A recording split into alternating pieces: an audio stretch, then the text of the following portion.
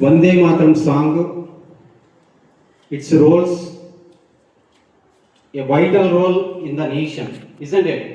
ప్రతి రోజు ప్రతి స్కూల్లోనూ ప్రతి ఆఫీసులోనూ వందే మాత్రం పాడుతూ ఉంటాం, అవునా కాదా?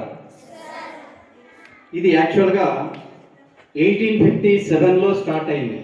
బకిం చంద్ర చటర్జీ రచించడం జరిగింది. ఫస్ట్ టైం దీన్ని సాంస్క్రిట్లో రాశారు. సాంస్క్రిట్లో రాసి తర్వాత బెంగాలీలోకి అనువదించడం జరిగింది.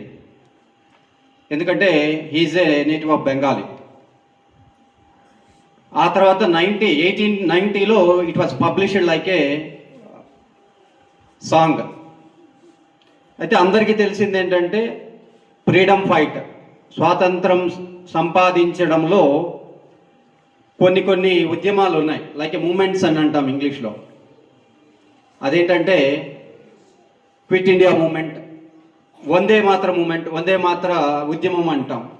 అంటే అప్పుడు అందరూ ఏం చేయలేదు, వందే మాత్రం గీతాన్ని పాడుకుంటూ ఆ ఊరి కానీ లేకపోతే ఆ దేశంలో కానీ ప్రతి వీధిలోనూ తిరుగుతూ వెళ్ళారు.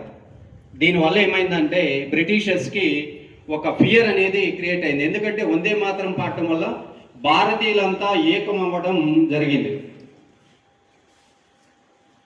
కాబట్టి అప్పటి నుంచి కూడా దీన్ని నేషనల్ జాతీయ గీతంగా తీసుకున్నాము.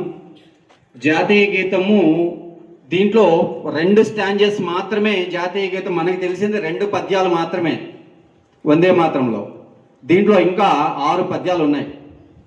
ఇంకా దీనికి ఎక్స్టెన్షన్ కూడా ఉంది, అవన్నీ మనకు తెలియదు. 2 పద్యాలు మాత్రమే తీసుకున్నాం. అయితే వందే మాతరం అంటే రీజన్ ఏంటంటే ప్రియమైన దేశం అని దాని మీనింగ్. దేశం గురించి రాసింది కాబట్టి దేశంతో స్టార్ట్ చేశారు. ఇది ఇప్పటికీ 150 సంవత్సరాలు అయింది ఈ గీతం రాసి.